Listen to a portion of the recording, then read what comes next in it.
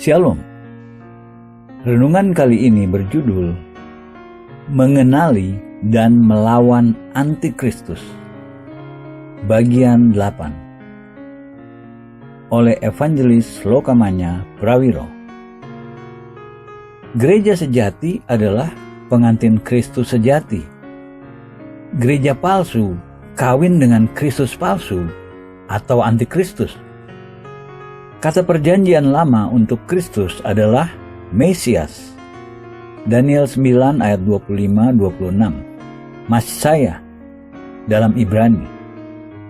Bukan hanya ada Mesias sejati, Yesus Kristus, namun juga ada Mesias palsu. Peringatan bagi orang-orang percaya ditulis dalam 1 Yohanes 2 ayat 18. Anak-anakku, waktu ini adalah waktu yang terakhir atau periode terakhir dari zaman ini. Dan seperti yang kamu telah dengar, seorang antikristus akan datang. Sekarang telah bangkit banyak antikristus. Itulah tandanya bahwa waktu ini benar-benar adalah waktu yang terakhir. Kata antikristus terdiri dari dua bagian, Kristus yang kita baru diskusikan dan anti, yang dalam bahasa Ibrani berarti melawan, dan sebagai pengganti. Arti-arti ini menggambarkan sasaran antikristus, melawan Kristus sejati dan merebut tempatnya. Pada akhir zaman ini, banyak antikristus akan muncul dan bekerja melawan Kristus, mencoba menggantikannya.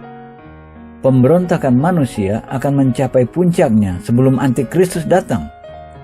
Seperti Daniel 8 ayat 23 mencatat, dan pada akhir kerajaan mereka, apabila orang-orang fasik telah penuh kejahatannya, maka akan muncul seorang raja dengan muka yang garang dan yang pandai menipu. Sebagian besar juru tafsir Alkitab sependapat bahwa antikristus identikal dengan raja ini. Seorang raja akan datang begitu pemberontak-pemberontak sudah sampai pada keadaan paling ekstrim. Pada akhir zaman, karenanya akan datang antikristus, individual jahat, serta banyak antikristus, roh-roh palsu, dan nabi-nabi palsu. Nabi-nabi palsu berbicara dengan roh-roh palsu, roh-roh yang menyangkal identitas Yesus sebagai Mesias. Kita diarahkan oleh 1 Yohanes 4 ayat 1 untuk menguji roh-roh untuk tahu nubuat-nubuat dan pewahyuan-pewahyuan yang mana untuk dipercayai. Ayat 2 menjelaskan, demikianlah kita mengenal roh Allah. Setiap roh yang mengaku bahwa Yesus Kristus telah datang sebagai manusia berasal dari Allah. Jika suatu doktrin tidak mengakui bahwa Yesus Mesias yang datang sebagai manusia, itu doktrin palsu. Ayat 3 dilanjutkan, dan setiap roh yang tidak mengaku Yesus tidak berasal dari Allah. Roh itu adalah roh antikristus, dan tentang dia telah kamu dengar, bahwa ia akan datang dan sekarang ini ia sudah ada di dalam dunia. Apa tanda-tanda jelas yang mencirikan roh antikristus yang akan mendampingi antikristus dan memenangkan orang-orang ke pihaknya? Satu jawabannya ada dalam 1 Yohanes 2 ayat 19. Memang mereka, antikristus berasal dari antara kita, tetapi mereka tidak sungguh-sungguh termasuk pada kita. Niscaya mereka tetap bersama-sama dengan kita. Tetapi hal itu terjadi supaya menjadi nyata bahwa tidak semua mereka sungguh-sungguh termasuk pada kita. Nas ini mengindikasi tanda jelas roh antikristus berasal dari umat Allah yang mundur. Tidak bisa berasal dari paganisme, penyembah berhala, dan tuhan-tuhan palsu. Karena untuk melawan Allah perlu mengenalnya, dan agama-agama pagan tidak mengenal Allah. Roh antikristus bisa beroperasi hanya di mana Kristus sudah diproklamasikan. Roh ini harapan terakhir Satan, usaha terakhirnya menggagalkan tujuan-tujuan Allah. Indikator kedua roh antikristus ada dalam 1 Yohanes 2 ayat 22, siapakah pendusta itu? Bukankah dia yang menyangkal bahwa Yesus adalah Kristus? Dia adalah antikristus, yaitu dia yang menyangkal baik Bapa maupun Anak. Roh antikristus menolak pewahyuan Alkitabiah pribadi-pribadi Trinitas, Bapa dan Anak. Paulus memberi pandangan lebih jauh mengenai antikristus dan akhir zaman ini dalam 2 Tesalonika 2 ayat 1-4. Tentang kedatangan Tuhan kita Yesus Kristus dan terhimpunnya kita dengan Dia, kami minta kepadamu, saudara-saudara, supaya kamu jangan lekas bingung dan gelisah, baik oleh ilham roh maupun oleh pemberitaan atau surat yang dikatakan dari kami, seolah-olah hari Tuhan telah tiba. Janganlah kamu memberi dirimu disesatkan orang dengan cara yang bagaimanapun juga, sebab sebelum hari itu haruslah datang dahulu murtad, dan haruslah dinyatakan dahulu manusia durhaka yang harus binasa, yaitu lawan yang meninggikan diri di atas segala yang disebut atau yang disembah sebagai Allah. Bahkan ia duduk di bait Allah dan mau menyatakan diri sebagai Allah. Pada masa Paulus, orang-orang sudah mulai berbicara mengenai hari Tuhan. Maka perhatikan kitab suci dan jangan percaya orang-orang yang mengatakan padamu bahwa hari Tuhan sudah tiba. Sebab sebelum hari Tuhan, kata Paulus, haruslah datang dahulu murtad, apostasi. Ini berarti menolak kebenaran yang diwahyukan. Secara jelas, murtad ini harus terjadi di mana kebenaran sudah pernah diungkapkan dalam gereja. Murtad sudah dimulai. Gereja tampak mundur dari kebenaran-kebenaran dasar iman Kristen yang ditegaskan oleh pernyataan kepercayaan rasul-rasul bahwa Yesus adalah anak Allah, bahwa ia dilahirkan dari seorang perawan, bahwa ia hidup tanpa dosa, bahwa ia mati menebus dosa, bahwa ia dikuburkan dan dibangkitkan dari antara orang mati 3 hari kemudian, dan bahwa ia akan datang lagi dalam kuasa dan kemuliaan untuk menghakimi yang hidup dan yang mati. Selama berabad-abad, gereja menegaskan prinsip-prinsip sentral ini. Namun dalam beberapa dekade terakhir, pemimpin-pemimpin gereja secara publik sudah mengingkari kebenaran-kebenaran ini. Sebagai contoh, banyak pastor, pendeta, dan pemimpin-pemimpin lain gereja tidak percaya bahwa Yesus secara fisikal dibangkitkan dari antara orang mati. Bahkan gereja-gereja yang secara publik tidak menyangkal kebenaran kanonisasi ini memiliki pemimpin-pemimpin yang menyembunyikan keraguan, skeptisisme, mengakibatkan kemurtatan. Gereja-gereja dan agama-agama lain secara meningkat mengambil pendekatan relativistik atau keterbatasan akal budi dan keterbatasan cara mengetahuinya, menyarankan agama universal, menggabungkan komponen-komponen setiap agama. Beberapa orang memilih mengkombinasi 3 agama, monoteisme, samawi. Ini akan mudah, kecuali fakta bahwa Yesus berkata, "Akulah jalan dan kebenaran dan hidup. Tidak ada seorang pun yang datang kepada Bapa kalau tidak melalui aku." Yohanes 14 ayat 6. Klaim ini bahwa Yesus jalan eksklusif pada keselamatan menyinggung banyak orang hari ini. Antikristus dikenal dengan 3 gelar tambahan: manusia durhaka, anak kebinasaan, dan binatang. Dalam Perjanjian Baru, anak kebinasaan juga mengacu pada Yudas Iskariot, murid Yesus yang mengkhianatinya. Kitab Wahyu membuat kontras dengan terang-terangan antara binatang dan domba. Dunia harus memilih antara keduanya. Pilihan mengingatkan satu yang konsekuensinya menentukan secara kekal.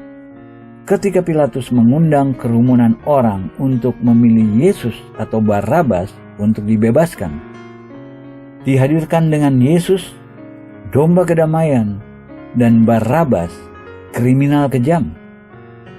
Orang-orang memilih Barabas, dan sejarah akan mengulang kembali, dikonfrontasi dengan pilihan antara Yesus domba dan Antikristus binatang. Mayoritas besar umat manusia akan memilih binatang.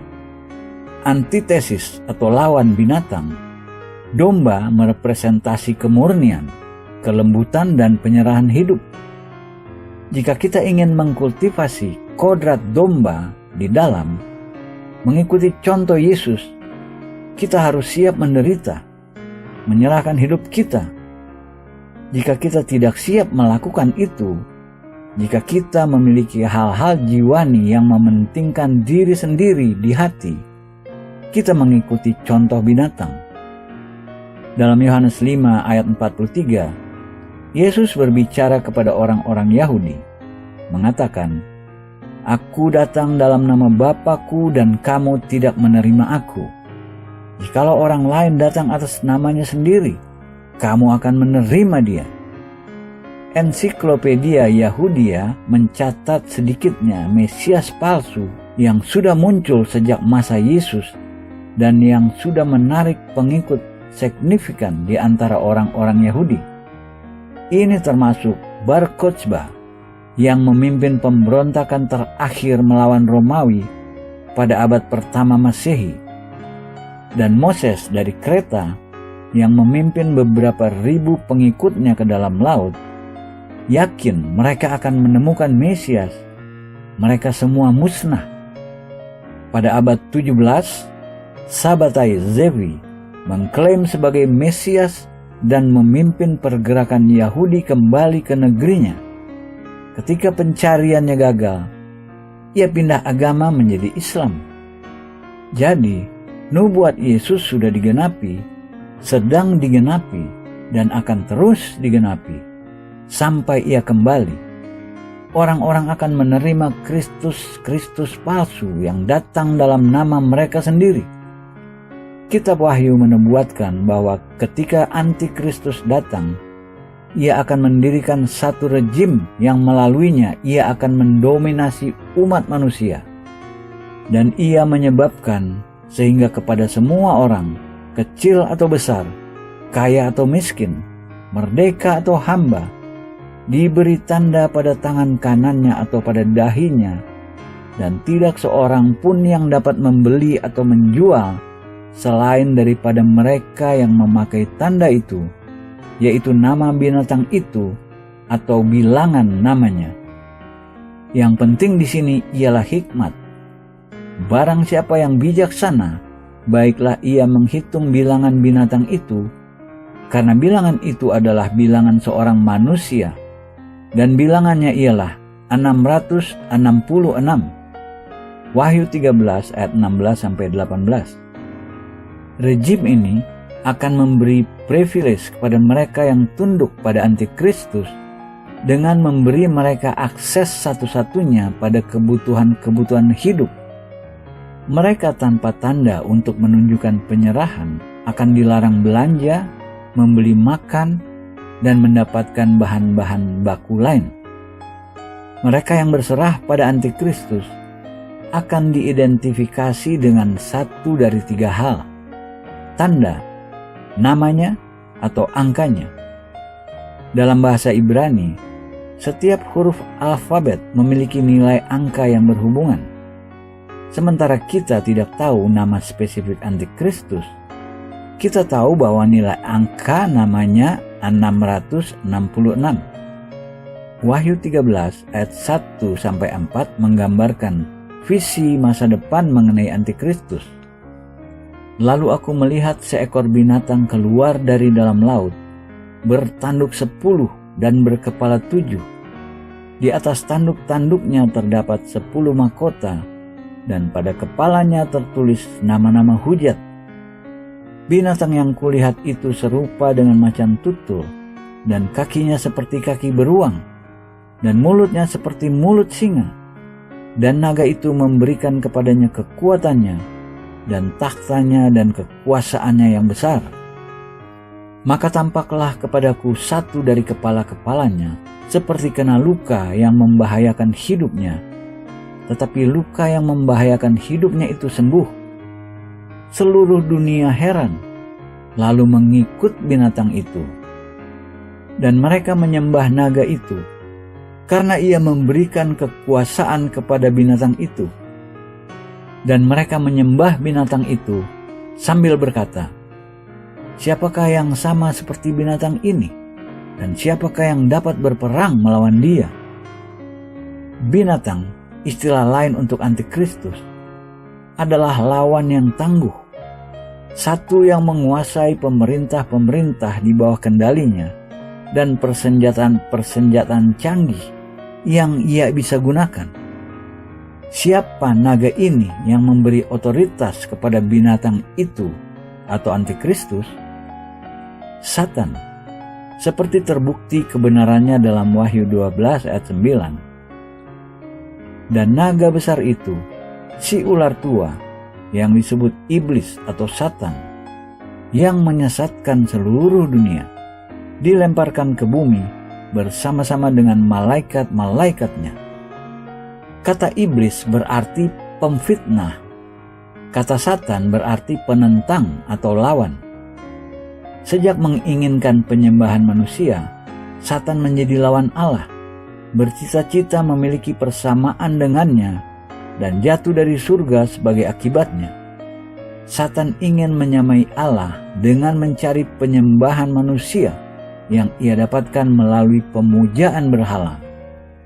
Untuk mencapai ambisinya, ia bahkan bersedia menawarkan kesepakatan pada Yesus yang ia coba lakukan dalam Lukas 4 ayat 5-8. Kemudian ia membawa Yesus ke suatu tempat yang tinggi, dan dalam sekejap mata ia memperlihatkan kepadanya semua kerajaan dunia.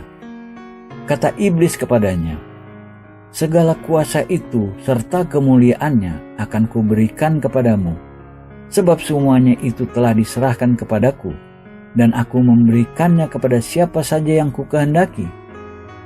Jadi, jikalau engkau menyembah aku, seluruhnya itu akan menjadi milikmu." Tetapi Yesus berkata kepadanya, "Ada tertulis, engkau harus menyembah Tuhan Allahmu, dan hanya kepada Dia sajalah engkau berbakti." Sementara Kristus sejati menolak kesepakatan ini yang ditawarkan oleh Satan, antikristus akan menerimanya. Ia akan menyerahkan pada Satan untuk memperoleh dominion atas seluruh umat manusia. Ketika ia memperoleh otoritas ini, ia akan menerima penyembahan seperti satu yang memberinya kuasa, Satan. Untuk memenangkan penyembah-penyembah bagi dirinya, Satan menggunakan penipuan. Penipuan sesuatu yang semua orang rentan dan mudah terpengaruh. Tak seorang boleh berasumsi ia kebal padanya. Seperti kita sudah lihat, mereka yang bertahan terhadap penipuan dan menderita penderitaan yang ditimbulkan oleh Satan akan menerima kehidupan kekal. Tekanan-tekanan berlawanan akan mencobai kita untuk menyimpang dari iman. Tetapi orang yang bertahan sampai pada kesudahannya akan selamat. Matius 24 ayat 13. Dalam arti tertentu, setan membuktikan berguna bagi tujuan-tujuan Allah. Allah akan menggunakan persekusi setan terhadap orang-orang Kristen untuk menyaingi individu-individu yang tidak memiliki komitmen, agar mereka yang memiliki komitmen bertahan. Sebagai pengantin Kristus, gereja harus mulia, suci, tidak bernoda, dan tanpa cacat. Oposisi besar akan menguji dan memurnikan gereja untuk mempersiapkannya untuk hari perkawinan, untuk kesatuan dengan mempelainya. Satan juga menggunakan kesombongan atau pride untuk memenangkan penyembahan orang-orang. Secara spesifik, gerakan yang disebut humanisme memainkan peran instrumental dalam mengkultivasi keyakinan dalam kemampuan dan talenta manusia. Moto humanisme manusia adalah ukuran dari semua hal. Menyangkal Tuhan yang Maha Kuasa, gerakan ini mentuhankan manusia dan membuatnya ciptaan tertinggi dengan kapasitas tidak terbatas untuk pengetahuan. Humanisme menumpang ombak gerakan New Age yang menyangkal semua absolut dan merangkul semua filsafat dan sistem-sistem pikiran di bawah payung relativisme atau filsafat yang tidak mengakui nilai absolut atau kebenaran. Gerakan ini menolak fondasi yang di atasnya Alkitab dan semua kebenaran dibangun. Pada mulanya Allah menciptakan langit dan bumi. Kejadian 1 ayat 1. Allah pada mulanya bukan manusia. Ia ukuran semua hal, bukan manusia. Satu poin terakhir mengenai penipuan Satan berasal dari Wahyu 16 ayat 13. Dan aku melihat dari mulut naga dan dari mulut binatang dan dari mulut nabi palsu itu keluar 3 roh najis yang menyerupai katak. Di sini kita menemukan Trinitas Satanik melawan Trinitas Kudus. Naga versus Allah Bapa, binatang versus Yesus Kristus Anak, dan nabi palsu versus Roh Kudus. Satan tidak pernah bisa menciptakan apapun. Ia tidak mampu memproduksi apapun orisinal. Ia bisa, meski demikian, korup dan memutarbalikkan ciptaan Allah sebagai tiruannya sendiri. Trinitas, naga, binatang, dan nabi palsu. Trinitas najis ini mengkorup gereja Allah, membuat versi tiruan, gereja palsu atau pelacur. Amin.